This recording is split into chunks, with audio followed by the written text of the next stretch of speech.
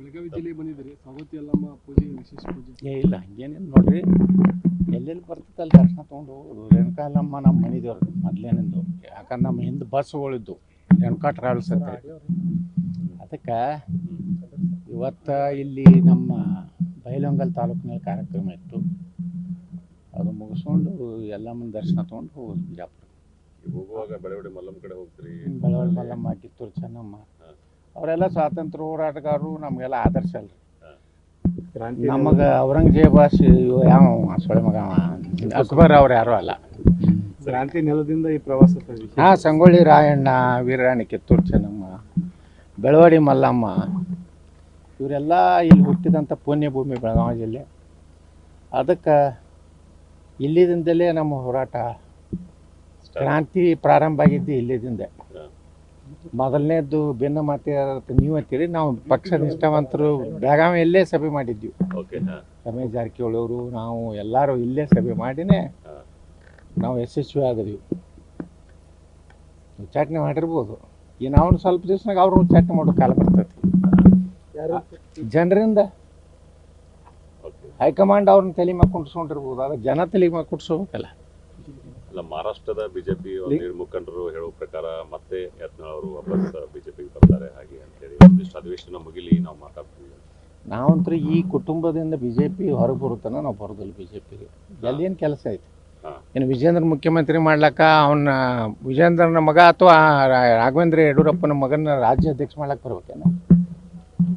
ಮೊದಲು ಏನು ಪ್ರಧಾನಮಂತ್ರಿಗಳು ಹೇಳ್ಯಾರಲ್ರಿ, ವಂಶವಾದ ಭ್ರಷ್ಟಾಚಾರ ಅಡ್ಜಸ್ಟ್ಮೆಂಟ್ ನೈ ಚಲಾಗ ಕರ್ನಾಟಕದಾಗ ಅದನ್ನು ಮಾಡಿ ತೋರಿಸಲಿ. ಅಲ್ಲಿ ಮೇಯದಲ್ಲಿ ತಮ್ಮ ಅಭಿಮಾನಿಗಳು ದೊಡ್ಡದಾದಂಥ ಸಭೆಯನ್ನು ಮಾಡ್ತಾ ಇದ್ದಾರೆ ಬಿಜಾಪುರದಲ್ಲಿ, ಭಾಳ ದೊಡ್ಡದಾದಂಥ ಸಮಾವೇಶ ಮಾಡಬೇಕು ಯತ್ನಾಳ್ ಪರವಾಗಿ. ನೋಡ್ಬೇಕು ನಾ ಏನೇನು ಆಗ್ತೈತಿ ನೋಡ್ಬೇಕು.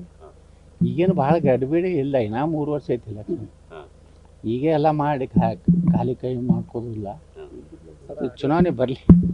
ಪರವಾಗಿ ಮಾತಾಡುವಂತ ಸ್ವಾಮೀಜಿಗಳನ್ನ ಮಠದಿಂದ ಅಂದ್ರೆ ಅವ್ರನ್ನ ಬದಲಾವಣೆ ಮಾಡಬೇಕು ಅನ್ನೋ ನಿಟ್ಟಿನಲ್ಲಿ ಕಾಶ್ಯಪ್ನವ್ರು ನೋಡ್ರಿ, ಹಂದಿಗಳ ಬಗ್ಗೆ ನಾನು ಪ್ರಶ್ನೆ ಕೇಳ್ತೀನಿ. ಹಂದಿ ಇದ್ದಂಗೆ ಅದು. ಇದೇ ಕೂಡಲ ಸಂಗಮ ಸ್ವಾಮಿಗಳನ್ನ ಯಾರ್ಯಾರು ದಿಲ್ಲಿ ಕರ್ಕೊಂಡು ಹೋಗ್ಯಾರ ಅವ್ರ ಮಕ್ಕಳಿಗೆ, ಅವ್ರ ಹೆಂಡ್ರಿಗೆ ಟಿಕೆಟ್ ಕೊಡ್ಲಿಕ್ಕೆ. ನಾವು ಒಮ್ಮೆರೆ ಯಾರು ಬಿ ಜೆ ಪಿ ನಾಯಕರ ಬಳಿ ಕರ್ಕೊಂಡು ಹೋಗಿನಿ, ನನಗೇನು ಮಂತ್ರಿ ಮಾಡ್ರಿ ಅಥವಾ ನಮ್ಮದು ಕೂಡಲ ಸಂಗಮ ಸ್ವಾಮಿಗಳ ಸಂಬಂಧ ಮೀಸಲಾತಿ. ನನ್ನ ರಾಜಕೀಯ ಭವಿಷ್ಯಕ್ಕಾಗಿ ಕೂಡಲ ಸಂಗಮ ಸ್ವಾಮಿಗಳನ್ನ ಎಂದೂ ಉಪಯೋಗ ಮಾಡ್ಕೊಂಡಿಲ್ಲ. ಅದು ಲಕ್ಷ್ಮೀ ಹೆಬ್ಬಾಳ್ಕರು ಉಪಯೋಗ ಮಾಡ್ಕೊಂಡಾರ, ವಿನಯ ಕುಲಕರ್ಣಿನೂ ಮಾಡ್ಕೊಂಡಾನ, ಯಾವ ಹಂದಿ ನಿಮ್ಗೆ ಹೇಳಿದ್ಲ ಹಂದಿನೂ ಮಾಡ್ಕೊಂಡೈತಿ ಅಂತ ಅಯೋಗ್ಯ ಮಾಡ್ತೀವಿ ಅಂತ ಹೇಳಿ ಹೋರಾಟ ಬಿಟ್ಟು ಬರ್ರಿ ಅಂತ ಹೇಳಿ. ನನಗನೇ ಅವಶ್ಯ ಇಲ್ರಿ. ಮಂತ್ರಿಯಾಗಿ ಏನು ಮಾಡಂಗಿದೀವಿ? ಈ ಮಂತ್ರಿ ಇಲ್ಲಾರ್ದೇ ಇಷ್ಟು ಪವರ್ಫುಲ್ ಅದೀವಿ. ಮಂತ್ರಿ ಆದರೆ ಏನು ಸುಮ್ಮ ಮನೆ ಮುಂದೆ ದಿನ ಮುಂದೆ ಹೋಗಿ ಸರ್ ಅನ್ಬೇಕು. ಬೊಮ್ಮ ಮನೆಗೆ ಬರ್ತಿದ್ರು ಕೆಲವು ಮಂತ್ರಿಗಳು, ನಡೆಯಲೇ ಹತ್ತಿದ್ರು. ಇಷ್ಟು ಹತ್ತು ಗೌರವ ಕಳ್ಕೊಂಡು ನಾ ರಾಜಕಾರಣ ಮಾಡಿಲ್ಲ. ಅದೇನು ಅವಶ್ಯನೂ ಇಲ್ಲ. ಅಷ್ಟು ಗೌರವ ಕಟ್ಕೊಂಡು ಅದು ಮಂತ್ರಿಯಾಗಿ ಒಂದಿಟ್ಟು ಲೂಟಿ ಮಾಡಿ ನಮಗೇನು ಅಷ್ಟು. ಪಂಚಮಸಾಲಿ ಶ್ರೀಗಳು ನಿಮ್ಮ ಪರವಾಗಿ ಮಾತಾಡಿದ್ದಕ್ಕೆ ಏನು ತಪ್ಪೇನಾಯ್ತು? ಯಾವ ತೆಗ್ಯಾವ? ನಾವು ಒರಿಜಿನಲ್ ಪಂಚಮಸಾಲಿ ನಾವು ಸಂಘಟನೆ ಸಭೆ ಕೂಡ ಆಗಿದೆ ಸರ್. ಸಭೆ ಮಾಡಿ ಸ್ವಾಮೀಜಿಗೆ ನಾವು ತಿಳುವಳಿಕೆ ಹೇಳ್ತೇವೆ, ಹೇಳದಿದ್ರೆ ನಾವು ಮುಂದಿನ ನಿರ್ಧಾರವನ್ನ ಕೈಗೊಳ್ತೀವಿ. ತಗೋತ ಹೇಳ್ರಿ, ಆ ಮಗ ಬೇಡ ನಾನು. ಅವ್ರು ಹಿಂದಿದ್ರೆ ಯಾರು ಇದ್ರೆ ತಗೋಬೇಕಲ್ಲ. 2028ಕ್ಕೆ ಯತ್ನಾಳ್ ಅವರು ಏನು ಗೆದ್ದು ಬರ್ಲಿ, ಅದನ್ನ ತಿರುಕನ ಕನಸನ್ನ ಕಾಣ್ತಿದ್ದ ಅಂತ ನೀವು ಆ ಹಂದಿಯ ಪ್ರಶ್ನೆಗಳಿಗೆ ಉತ್ತರ ಹೇಳುವುದಿಲ್ಲ, ದಯವಿಟ್ಟು ಕೇಳಬೇಡ್ರಿ. ನೀವು ಅಂತಹ ಹಂದಿಗಳದ್ದು ಯಾಕೆ ಕೇಳ್ತೀರಪ್ಪ? ನಿಮ್ಗೆ ಯಾರು ವಿಜೇಂದ್ರ ಹೇಳಿ ಕಳ್ಸ್ಯಾನ? ಯಾಕಿಂತ ಪ್ರಶ್ನೆ ಕೇಳಕತ್ತೀರಿ ನೀವು? ಸರ್ ನಿಮ್ಮ ಸಮಾಜದವರು ಇರಲ್ಲಕ್ಕ ಅದು ನಿಮ್ಮ ಸಮಾಜಕ್ಕೆ ಅಷ್ಟೇ ನಾ ಸೀಮಿತ ಇಲ್ಲ. ಈ ರಾಜ್ಯದಲ್ಲಿ ಎಲ್ಲ ಸಮುದಾಯಗಳ ಪರವಾಗಿ ನಾ ಜನಪ್ರತಿನಿಧಿ ಕೆಲಸ ಮಾಡೀನಿ. ಯಾರು ಮಾತಾಡ್ಯಾರಿ ಇವತ್ತು? ಹಾಲು ಮತಕ್ಕೆ ST ಸೇರಿಸ್ಬೇಕಂದಿದ್ದು 7.5% ಮಾಡಬೇಕು ವಾಲ್ಮೀಕಿ ಹಿಂದುಳಿದ ಜನಾಂಗಕ್ಕೆ. ಇವತ್ತು ತಳವಾರ ಇವು ನಮ್ಮ ಏನು ಅಂಬಿಗ ಇವರೆಲ್ಲರನ್ನೂ STಗೆ ಸೇರಿಸ್ಬೇಕಂತೇಳಿ ಬೊಮ್ಮಾಯಿ ಅಲ್ಲಿ ಸಿಂದಗಿ ಮತಕ್ಷೇತ್ರದಾಗ ವಚನ ಕೊಟ್ಟರು, ನಾವು ಸೇರಿಸ್ತೀನಿ ಅಂತೇಳಿ. ಅಲ್ಲಿ ಹೋಗಿ ಅಲ್ಲಿ ಬೇರೆ ನಾಟಕ ಚಾಲು ಮಾಡಿದ್ರು. ಅವಾಗ ನಾನೇ ಬೊಮ್ಮಾಯಿಗೆ ಕೇಳ್ದೇನೆ, ಇಲ್ಲಾಂದ್ರೆ ಅದು ಸೇರಿಸ್ತಿದ್ದೇ ಇಲ್ಲ ST. ಹಂಗಾಗಿ ನಾನು ಒಂದು ಜಾತಿಗೆ ಸೀಮಿತ ಇದ್ದೀನಿ. ನಾನು ಎಲ್ಲರಿಗೂ ಸಮಸ್ತ ಹಿಂದೂಗಳ ಪ್ರತಿನಿಧಿಯಾಗಿ ಕೆಲಸ ಮಾಡೀನಿ. ಹಂದಿಗಳ ಬಗ್ಗೆ ನೀವು ಪ್ರಶ್ನೆ ಕೇಳಬೇಡ. ಯಾರೇ ಬಿಜೆಪಿಯಲ್ಲಿ ವಚನ ಭ್ರಷ್ಟರು ನಾವ್ಯಾಕೆ ಅಲ್ಲಕ್ಕೆ ನೀವು ಅಂತೀರಿ? ನೀವು ಮಾಧ್ಯಮದವ್ರು ಏನಾರು ಅನ್ಕೋತ್ಕೊಂಡ್ರಿ. ನನ್ನ ಬಾಯಿಂದ ಹೇಳಿದ್ರತ್ ನೀವು ಅನ್ಸಲಕ್ಕೆ ಹೋಗೋದು. ಸರ್ ಸರ್ ಈಗ ಈಗ ರಾಜ್ಯ ಪ್ರವಾಸ ಆರಂಭ ಆಗಿದೆ ಸರ್, ಇನ್ನು ಮತ್ತೆ ಪ್ರತ್ಯೇಕವಾಗಿ ಇನ್ನೊಂದ್ಸತಿ ಏನಾದ್ರು ಮಾಡ್ತೀರಾ? ಈಗಂತೂ ಇದು ರಾಜಪ್ರವಾಸನೇ ಅಲ್ರಿ. ಈ ಅಭಿಪ್ರಾಯ ತೊಗೊಳಕತ್ತೀವಿ. ನೀನು ಹುಬ್ಳ್ಯಾಗ ನೋಡ್ರಿ 20-25 ಸಾವಿರ ಜನ ಸೇರಿದ್ರು. ನನ್ನ ನಾಯಕತ್ವ ಒಪ್ಕೋತಿರಲ್ಪ ಅಂದ್ರೆ ಇಡೀ ಸಭೆನೇ ಎಸ್ ಅತ್ತು. ಅಲ್ಲಿ ಒಬ್ಬ ಶಿಸ್ತು ಸಮಿತಿ ಅಧ್ಯಕ್ಷ ಬಂದು ಕೂತಿದ್ದ ರಾಜ್ಯದ್ದು.